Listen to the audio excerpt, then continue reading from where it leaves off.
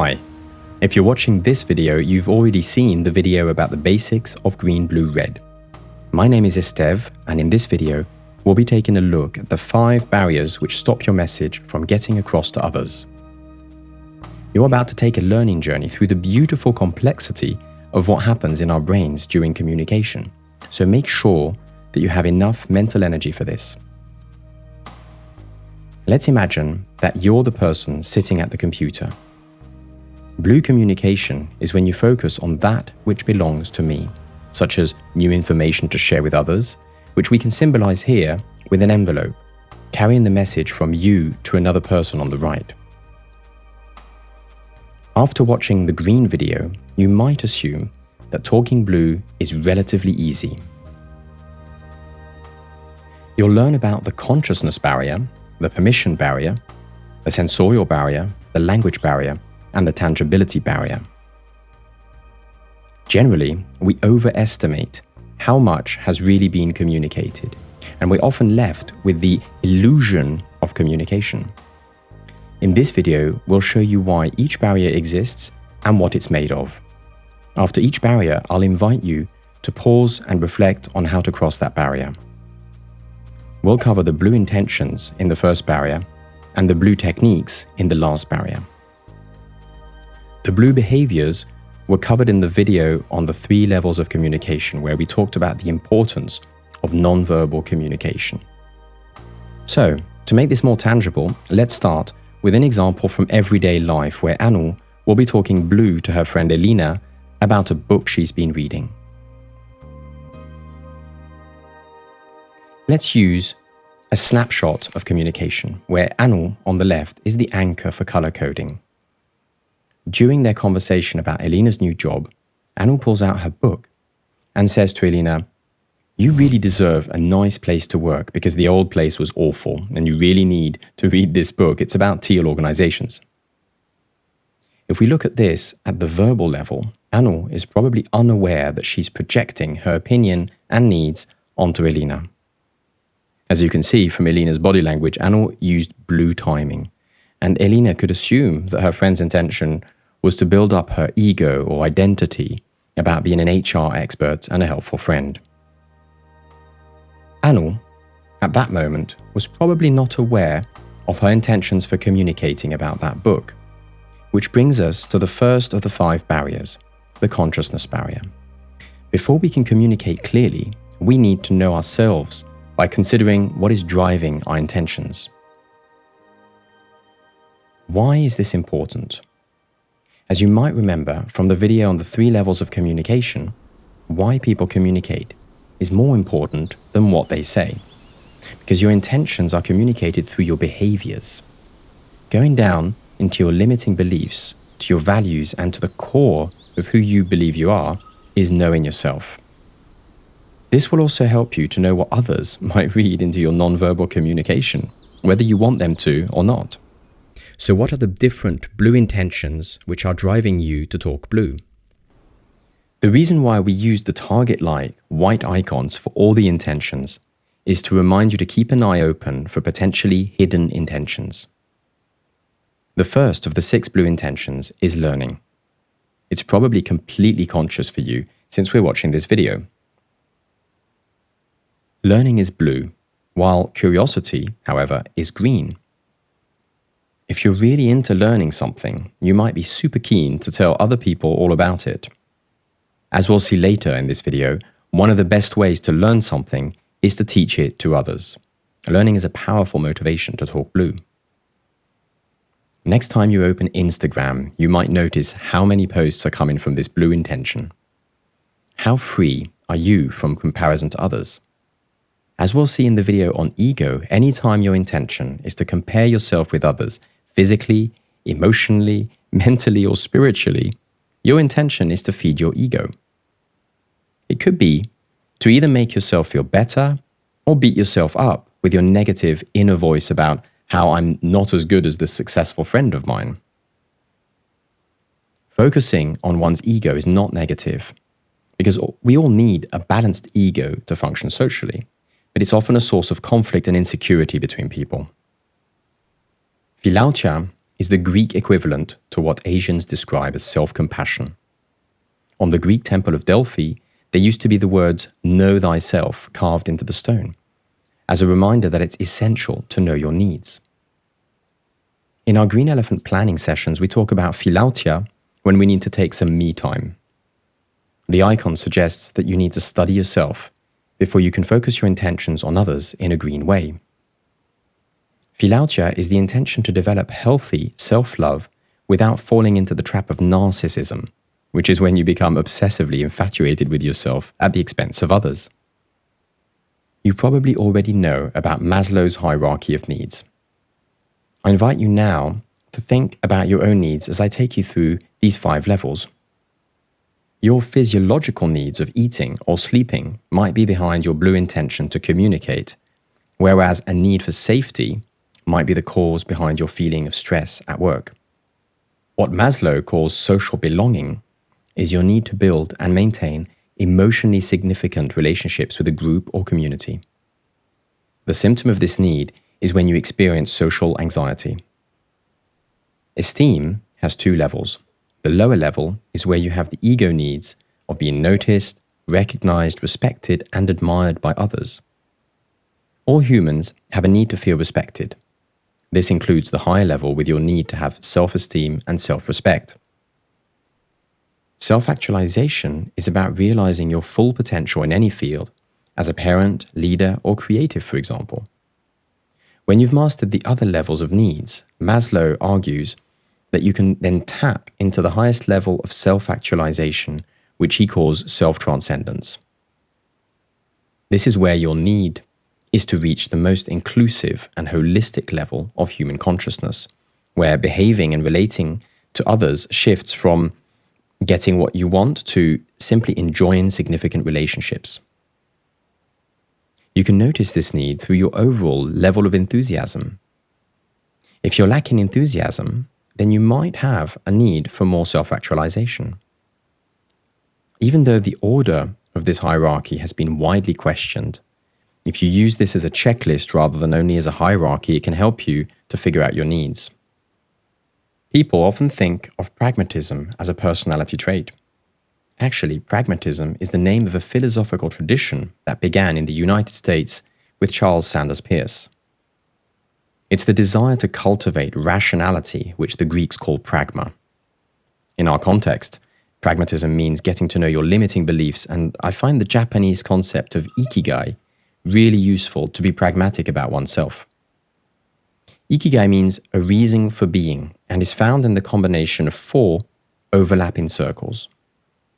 What you can be paid for, what you're good at, what you love, and what the world needs. The whole point is to look at the overlaps. For example, your profession is a combination of what you can be paid for and what you're good at. It's interesting how this model separates your profession from your vocation, which is the overlap of what the world needs with what you can be paid for. This is a big question for many millennials searching for meaningful work today. Could they all be unconsciously searching for their Ikigai? For many people, their mission, which is a mix of what the world needs and what they love, and their passion, which is what they love and are good at, can only be experienced in their hobbies. If you don't ever experience your Ikigai, it's likely that in communication, you'll externalize or project your need for pragmatism onto other people. When we challenge and argue with people without realizing that our intention is coming from pragmatism, it's our need to be right which creates conflicts. After years of practicing different ways to start meetings, one of my favorites is to invite participants to reflect on what they're feeling most grateful for in their work right now. Speaking from the heart helps you to keep focused on the intention of gratitude, particularly if you're feeling shy to speak in front of others. The positive effects of gratitude are currently being researched by the scientific community. Gratitude seems to have multiple physiological, emotional, psychological, and even social benefits. Perhaps you're already practicing mindfulness, for example, by using a meditation app. This can really help you to cultivate your sense of gratitude. When you focus your intention on gratitude, it transforms the way you communicate, which is particularly obvious in your nonverbal behavior. When you're on board a plane, you expect that the pilots are keeping a very blue focus on their responsibilities. If there'd be a medical emergency on board and the pilot would ask through the PA if there's a doctor on board, you'd also hope that the doctors would step up and help their fellow passenger. This blue intention is also the reason why a judgmental person could speak up and criticize people by projecting that they're responsible to fix others. Getting to know your personal values and sense of ethics will help you to step up and communicate when it's your responsibility to do so. So, how can you get through your own consciousness barrier? Let's pause here for a moment to consider this in your daily life. Which of these 6 blue intentions are you aware of in yourself?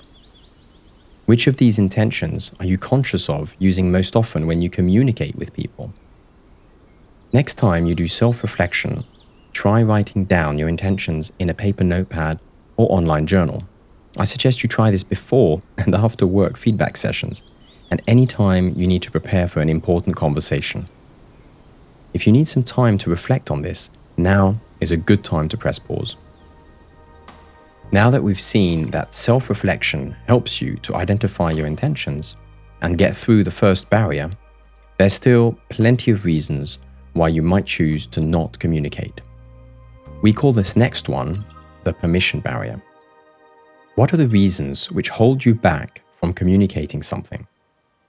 Who's usually giving you permission to communicate, you or others? Having permission to communicate can come from an external or internal authority. These questions of authority are important in communication because not giving yourself enough permission to talk can lead to social anxiety, while giving yourself too much permission to talk can lead to disrespecting others. In Finland, they used to teach children to count to 10 before speaking, to make them aware of what they might say and regret. As a student, I loved working in Gatwick Airport because my British Airways uniform gave me the wonderfully blue authority to approach any passenger or member of staff without it feeling awkward. Blue authority is the legitimate authority which my job or expertise allows me to do or say. It's the authority which a manager uses in a meeting, for example, to speak more than his colleagues do. When a manager identifies too much with his function, authority feeds his ego, and he's at risk of falling into authoritarianism. In the best case, this authority empowers people to speak up when it's their responsibility to do so. Many people call this having the courage to speak up. There are times when this type of red authority is essential. The fire alarm goes off, and you decide to break the usual rule of silence in your office and give yourself the permission to shout a red warning loud enough for everybody to hear. This is connected to our brain's survival drive. In the best cases, like when a doctor heroically steps up when on board a flight to help a medical emergency, then personal authority can be perceived as attractively confident and charismatic. In the worst cases, though, when people are unconscious of using only personal authority to relate to others, it can lead to disrespectful dominance, aggression, and abuse of others. Consented authority is green because it comes from what others allow you to do or say. It's the authority which political leaders aim to gain through political campaigns, and that you can earn from your colleagues through trust, respect, and admiration. It's also the leadership authority which plays an essential role in building the natural organizational hierarchies built on mutual trust and respect between colleagues described by Frédéric Laloux in his inspiring research on teal organizations. Balancing all 3 colors of authority is ideal. With conscious communication, this green authority given to you by others in the form of their trust can motivate and encourage you to step through the permission barrier. But passing the permission barrier is not easy. Sometimes you might assume and believe that what you have to communicate is simply not interesting or important enough for others to hear, and you might choose to stay behind the permission barrier. Imagine you want to give some constructive feedback to a colleague when you're both tightly packed in an elevator full of strangers. At that point, it's best that you hold back, particularly if it doesn't feel safe enough psychologically and emotionally for both of you to communicate. In this case, the permission barrier can help people feel respected. The ethics of the medical profession, for example, are very strict about what can be communicated in order to protect patients' privacy. Out of professional integrity, a doctor honors her professional secrecy and stays behind the permission barrier when needed. Imagine a meeting between different cultures where people have different values. A person being quiet, for example, might not give herself permission to speak out of respect in some cultures, while that very same silence might be a sign of hostility in other cultures. Sometimes the value gap between you and others is too large for you to communicate. Adapting to another person's value systems could mean that you would just temporarily hold back from sharing blue opinions, judgments, or information until you better understand the other person's values. In this case, the permission barrier could help you to be green and listen more. So, assuming that you felt it was a good idea to move through the permission barrier, how might you get through this barrier in the most conscious way? In France, managers are called cadres, which literally means frames, because managers are supposed to host and frame their meetings with clear intentions, usually in the form of clear objectives and goals. Giving yourself permission to communicate is sometimes easier when you take the time to write your intention down first for yourself before sharing it with others. The next time you engage in a meaningful conversation or write an email, I suggest that you practice expressing your green, blue, or red intentions, whatever they are. It is kind and respectful to share your purpose and intentions. This demonstration of honesty is usually rewarded by people's trust. So now that we've seen the permission barrier and we saw the importance of expressing your intentions to get through this barrier, let's explore one of the most often overlooked barriers, the sensorial barrier. Why is the sensorial barrier important to consider? When you're trying to get your voice heard, for example, as a startup pitching your value proposition to angel investors, there's plenty of other interesting voices competing to be heard. Today, it's obvious that we're drowning in information. It's coming through countless channels of communication. How might we get our message across when the listeners are experiencing sensorial overload? Let's consider the human senses as the channels to communicate before looking at the technical channels. It's easy to assume that this sensorial overload is both normal and unavoidable, but actually there are several ways that you can still get your message across. The reason I chose to illustrate this with a picture of Aristotle, the Greek philosopher, is because he was the first to describe these basic human senses. How many senses do you think we have? Some of you might have guessed that we have 5 senses, just like we're still taught in many schools today. Or perhaps you thought we have 6 senses if you counted what people call the sixth sense. Actually, it's already been known for hundreds of years now that we've got many more senses. We actually have 11, and several are currently still being studied. Let's go through them to help us figure out new ways to get through the sensorial barrier. Vision is the most saturated sense because most of today's communication is either written, pictorial, or audiovisual. In face-to-face conversations, we use mostly our eyes and our ears. The sense of sound, with the growing trend of audio bloggers and audio learning, is one of the most saturated senses used in communication. The sense of touch, with smartphones and touchscreens, of course, is starting to be increasingly used today in communication. Touch is also an important non-verbal communication channel. For instance, when you greet someone with a kiss, a hug, or by shaking hands. The way you touch people with your body language plays an important role in socializing. Now, it might make you smile to associate our sense of taste with communication. If you've ever had lunch with a French business partner, you'll know the importance that this sense can have for communication. Have you ever considered the non-verbal signal which you give to people when you choose to eat or have a beer with them? It could be seen by some as a sign of social openness and trust, while to others be seen as an invitation to have a more private conversation. What are you able to communicate through smell? This sense is closely connected to our memory. It's increasingly being used by businesses who employ olfactory designers to make their brand experience more memorable. Choosing to have a meeting with somebody in a terrace cafe surrounded by soothing smells of nature, for example, can be a subtle and powerful way to make your message more memorable. This is done in dating with perfumes and pheromones because smells trigger the unconscious liking or disliking of a person. It's important to respect allergies and to be aware that smell is considered by many people as an intrusive and intimate sense. Now, let's start guessing the next 6 senses. Yes, this is a sexual bondage kit. Can you guess this sense? Nociception is commonly called the sense of pain and is different to the sense of touch. Now, I'm not suggesting to use pain to communicate clearly, but pleasure might help. This is a beautiful sauna in Scandinavia. Can you guess this sense? Yes, it's for feeling temperature and is actually called thermoception. In terms of communication, being too hot or cold is a real barrier for communication, unless, of course, you're used to having business conversations in saunas.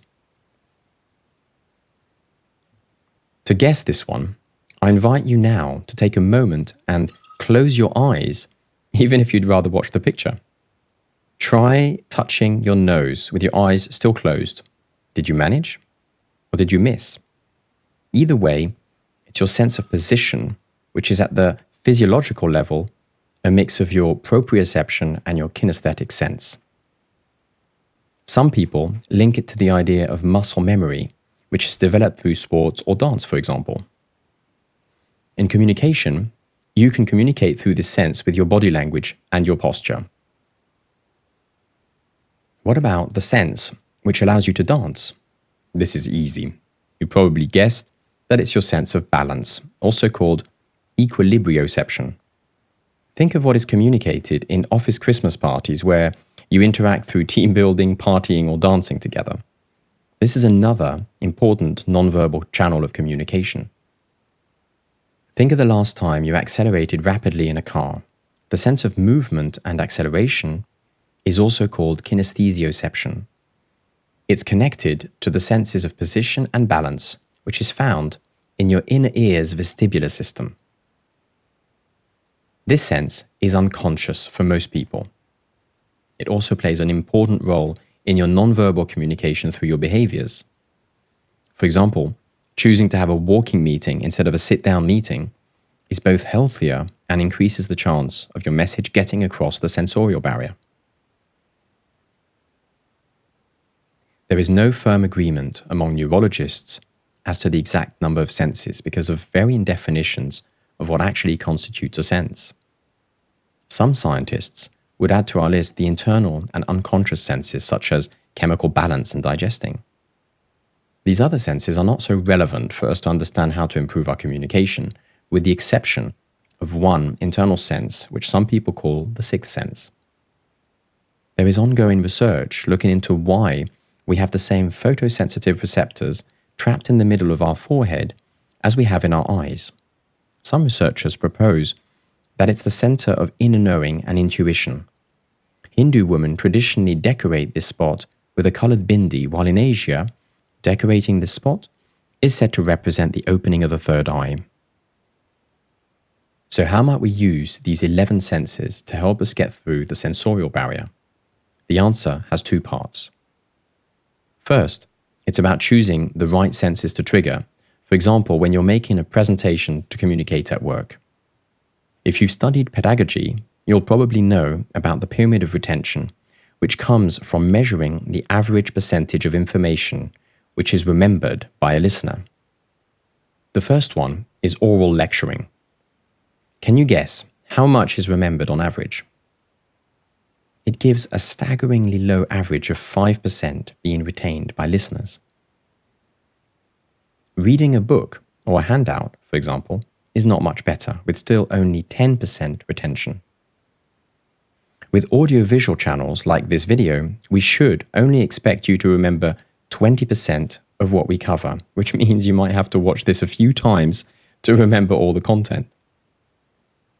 Let's do a little demonstration of the next one. Which of the previous slides do you remember most from this video? For some of you, it could be the slide where I asked you to touch your nose because it was a demonstration which has usually a higher retention rate of 30%. Discussions trigger your nonverbal communication, which is why it can go up to 50% retention.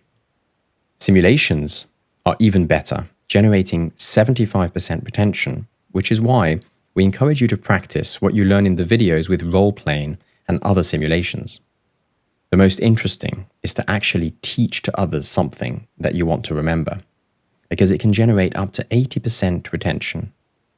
So if you really want to quickly remember this theory video's content, I suggest you take notes with a view to explaining it in your own way to a friend or a colleague. This is why I enjoy teaching communication techniques to others. Benjamin Franklin summarized this beautifully by saying, "Tell me and I remember, show me and I forget, involve me and I learn."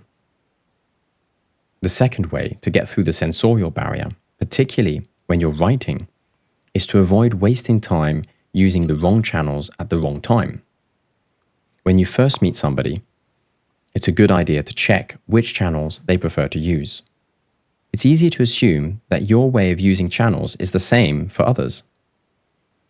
You could be green and ask which channel would you rather me use to reach you in a way that respects you. Often, people complain about their message not being read without having taken a few minutes to simply ask about this. This picture is an example of the How to Reach Me form, which helps us to avoid using the wrong channels. There is no right or wrong channel, and an infinitely wide number of ways to use them. The key to getting through the sensorial barrier is to keep your communication as engaging as possible. If you're presenting information with slides, for example, a great way to practice this is to use a Petrakucha format, which you can learn more about on the Petrakucha website shown here. You basically choose 20 pictures and a 20-second narrative to go with each slide. The timing is less important than keeping your slides visual with as little text as possible. This is actually how we designed this chapter on the video to demonstrate how it feels to you as a listener. People often confuse a presentation with a handout and squeeze way too much text into their slides. If you try and save time by making a standalone presentation and a handout in a single file, it usually comes at the cost of not passing through the sensorial barrier. We've now seen how making your communication engaging helps you to cross the sensorial barrier and be heard by others. Let's take a little moment to rest our brains with two self-reflection questions. First question: when you're communicating orally and in writing, which channels and senses are you triggering? Second, how much are you adapting your way of using channels and senses to others? Now is a good time to hit pause if you need a bio break and want to continue this video later. Up next is the language barrier, which you'll know about if you've ever lived outside of your home country. Why is the language barrier a problem? I was once invited to run a communication training for a group of multidisciplinary engineers and researchers. What surprised me was that despite them being extremely smart and knowledgeable in their domain, and all speaking excellent English, they were still misunderstanding each other. This is where I noticed that it was the way that they were using the following 6 blue techniques which was the source of their misunderstandings. With a growing number of programming languages and an increasing complexity in our work jargon, particularly in the fields of engineering and research, this language barrier is becoming a real challenge if you're trying to tap into the collective intelligence. Let's start with the most obvious. Even if people speak the same language, they might still misunderstand each other. For example, if they have an insufficient command of the language or a strong regional accent. In the future, with the evolution of translation technology, this might become less of a problem. Green Elephant's learning videos are based on the assumption that both parties communicating already speak the same language. Regardless of the language you speak, there are 6 universal techniques for talking blue. When they're used at the wrong time, they create misunderstandings. Imagine you find out an exciting piece of news, and when you share this with your colleague, they calmly answer, "Yeah, I know." It probably felt disappointing if you wanted them to get excited with you. The most effective way of informing people is to first check, for example, with a green question, before jumping to inform them of something that they might already know. Many people believe that informing in an email is enough to be understood. The bottom line is to combine blue informing with green timing. For example, it's best to send your budget figures for 2019 the week before your financial manager needs them, rather than 2 months before, with the risk of them losing your information in their inbox. Information is better understood when presented as an answer to a question or need which the other person has in their mind. As you saw in the video on the 3 levels of communication, a blue question is a leading, opinionated and closed question. For instance, in usability evaluations, an inexperienced researcher might ask, "Don't you think that this prototype looks great?" which traps the other into answering either yes or no. It's really easy to accidentally ask opinionated questions instead of green open questions, and to come across as pushy or even aggressive. This makes the other defensive and creates misunderstandings. The solution is to only use blue questions when you need to check an assumption that you might have wrongly made. In research, for example, judgments are a necessary part of exploring a topic with pragmatic thinking. Experts, in fact, are paid to develop their opinion. We also use judgments and opinions as an expression of criticism or of sympathy with a compliment, for example, without realizing they could create an uncomfortable feeling in the receiver who might be feeling judged. If you've studied nonviolent communication, you'll know how essential it is to separate observable facts from your opinions. When you want to be understood, make sure that you clarify if you're sharing your opinion or sharing your interpretation of facts. When somebody complains, for example, saying that engineer colleagues make me uncomfortable, turning them into aggressors is a psychological projection of their internal insecurity. Projections come from a confusion between one's own perception and another person's perception. You may see yourself as a victim, but the other might perceive you as an aggressor. A simple way to notice if you're projecting when you communicate is to check if you are inside Karpman's drama triangle, which we call the victim, savior, aggressor triangle. We'll look at this more in the video about ego roles. Most conflicts start from projections, because when you trap other people into your own movie scene without checking if they have the same perception of the roles than you do, they'll likely feel either flattered or attacked. One way to consciously step away from this drama triangle is to simply avoid using projections by focusing more on others. What forms of projection have you experienced in your daily life? The challenge is that people love the drama of projections, so they give people trials of intention by gossiping, for example. You can step away from the victim role, for example, even if you do see yourself that way, and still choose to give others a choice of role instead of trapping them into one of your own drama triangles. To communicate without being misunderstood, avoid projecting, and instead give people the credit of having a different perception than you might have. There are 2 types of apologies. The polite figure of speech, used for example on the phone to say, "I'm sorry to bother you," and the conscious apology, which requires great humility and courage. Even an apology can be a source of misunderstandings for 3 reasons. First, it easily becomes a source of projections when "I'm sorry" implies being an aggressor.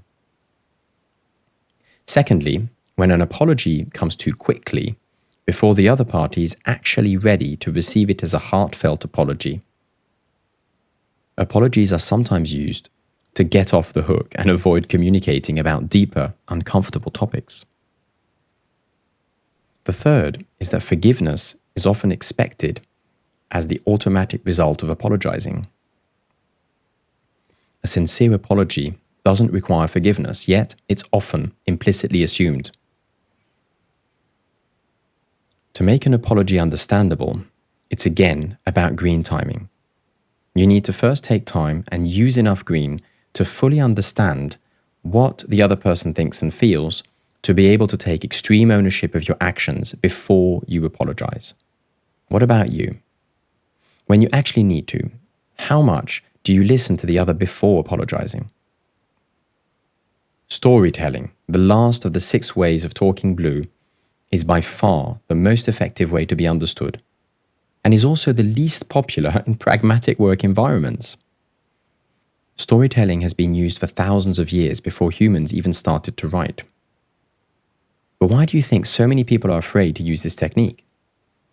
First, because storytelling was used as the main way for religions to establish their message. So to many people, storytelling is associated with old-fashioned communication. This hides the deeper reason, which is the fear of being the center of attention and being judged as egocentric by others. We'll explain how you can use pragmatic storytelling to get listeners hooked to your words in the last section of this video. So, how might we get through the language barrier and be understood?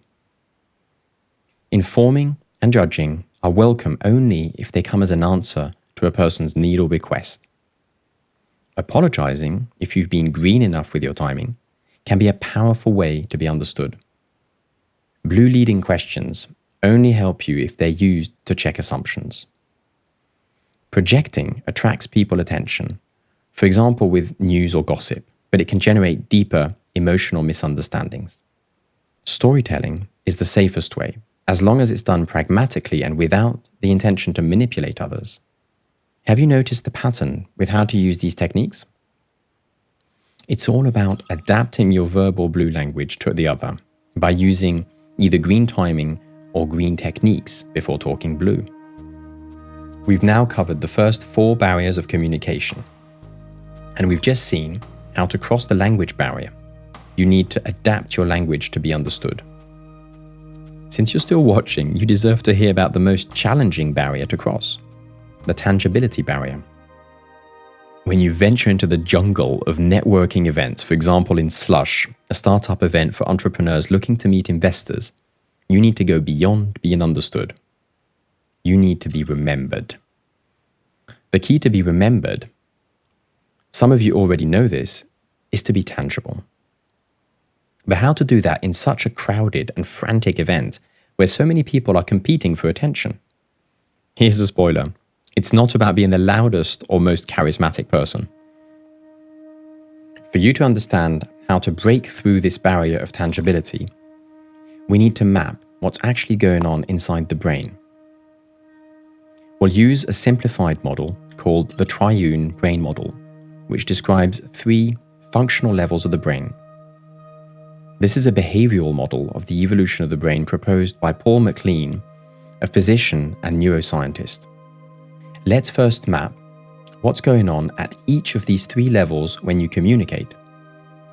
Your fight or flight response, when you first meet a stranger, for example, is triggering the first level of the brain, which we can simplify as the survival brain. Remember the permission barrier that we saw?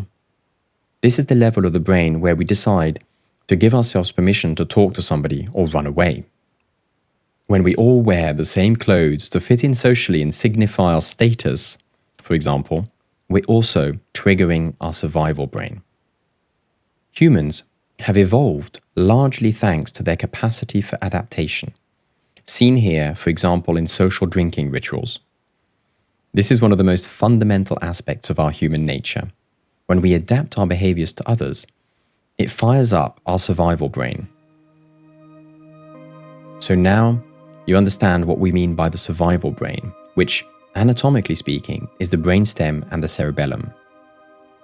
It's like your social autopilot function, which aims to keep you safe. It's mostly unconscious, even though you can still choose to adapt, conform, or fight with people. Let's now look at the second level. The second level of the brain is triggered by any form of pleasure, such as eating, drinking, and sexual pleasure. Any positive or negative emotions you experience, such as excitement or fear, can be measured through the hormones and neurotransmitters being triggered in the brain. This diagram, which is called the Löwenheim's cube of emotion, shows the connection between some of your neurotransmitters and your emotions. For example, you experience joy when your brain is firing large amounts of dopamine and serotonin. So now you've got a rough idea of what happens in the emotional brain, which is also called the limbic system. This part of your brain is concerned with you feeling accepted and loved, and also regulates your social autopilot. To complete our mapping of the brain, let's now look at the third level. Let's use a demonstration for this one. In a second, I'm going to show you a single word. You just need to focus on the very first and exact picture which appears in your mind. Ready? The word transport. What did you see? Some of you might have seen a red tram, a yellow bus, or a scooter. Perhaps you saw a bike, or even a blue bus. Even with a simple word like transport, it is truly amazing just how many different pictures can appear in people's minds, without speakers ever realizing it. We easily assume that what we see is obviously the same for others.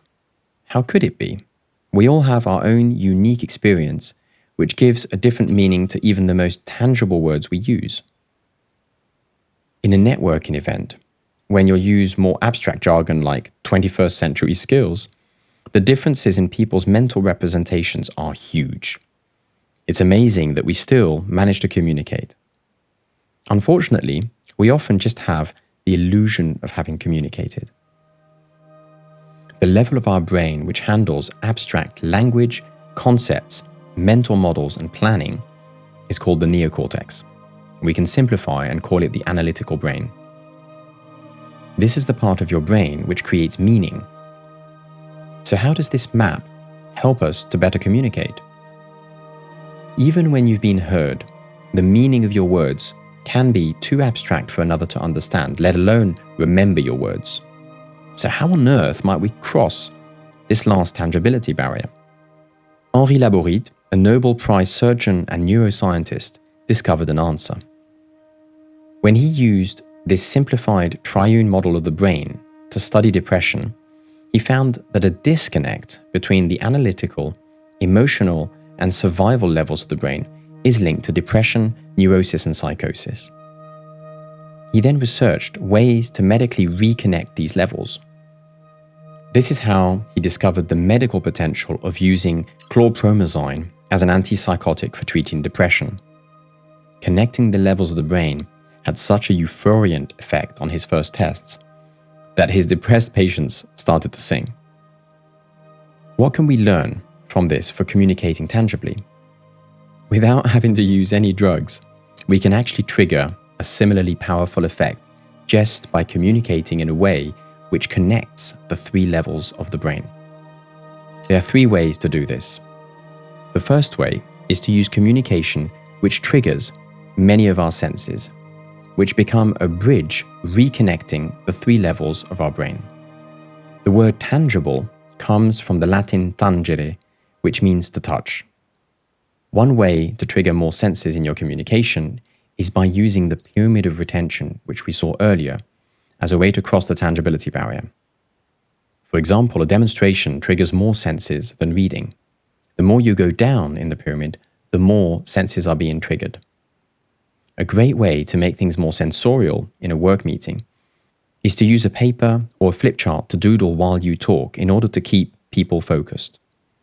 Don't be afraid to draw, even badly, as it can be a great way to make fun of your own drawings, which can help reconnect people to their emotional brain.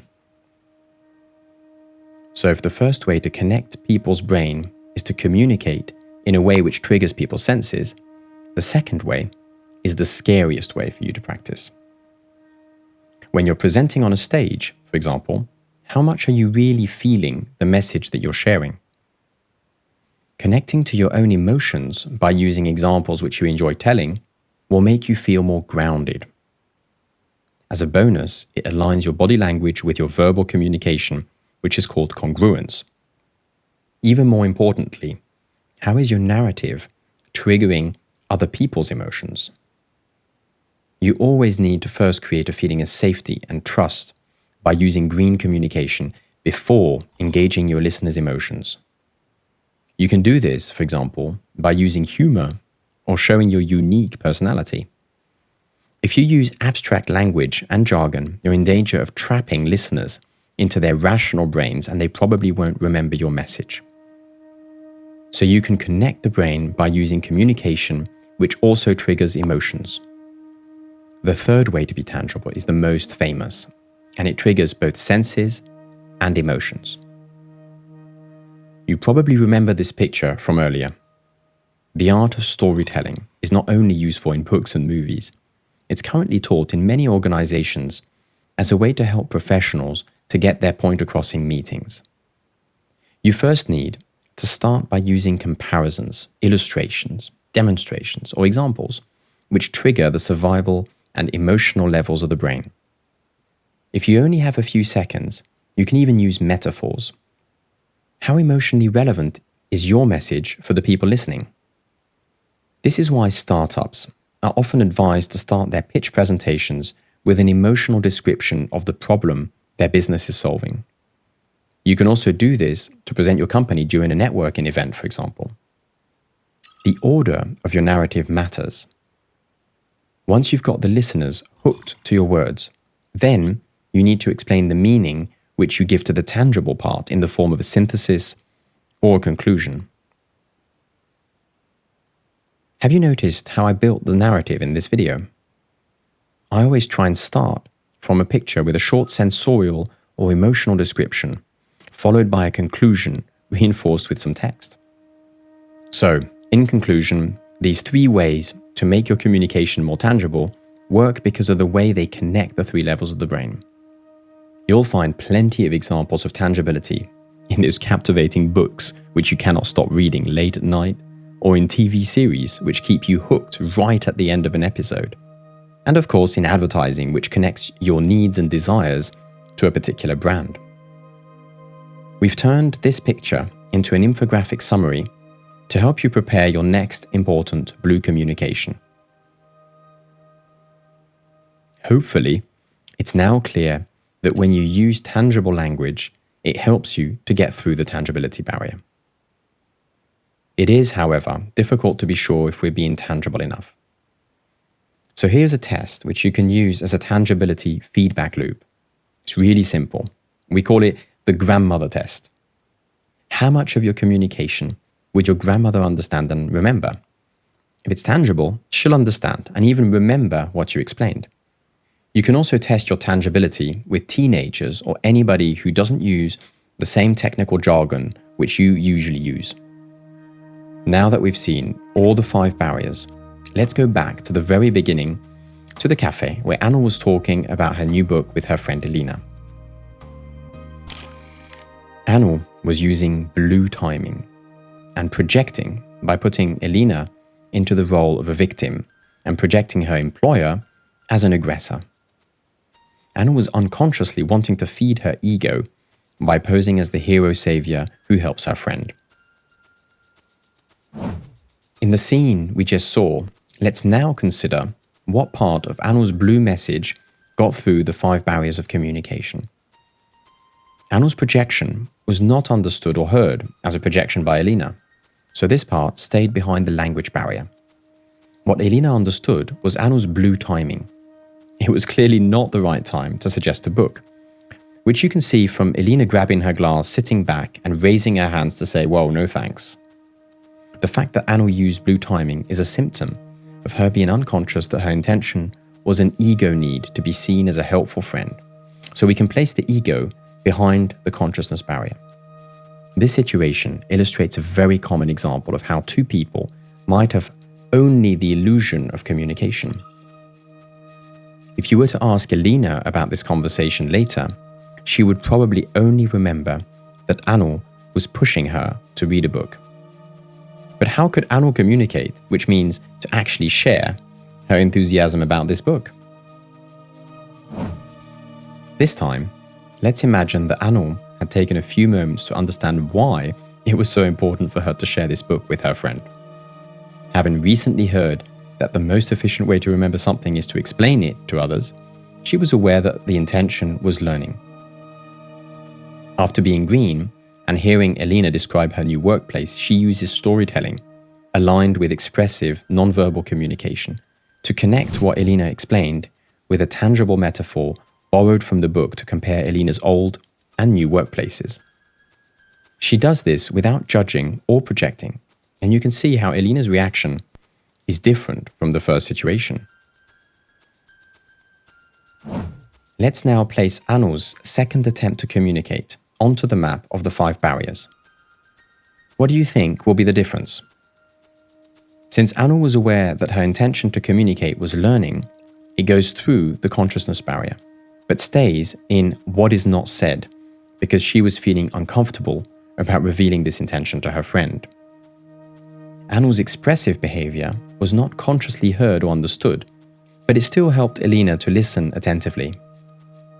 That's why it stays behind the sensorial barrier. When Anu used 2 metaphors from the book, she was using storytelling, which carried her point across all the barriers.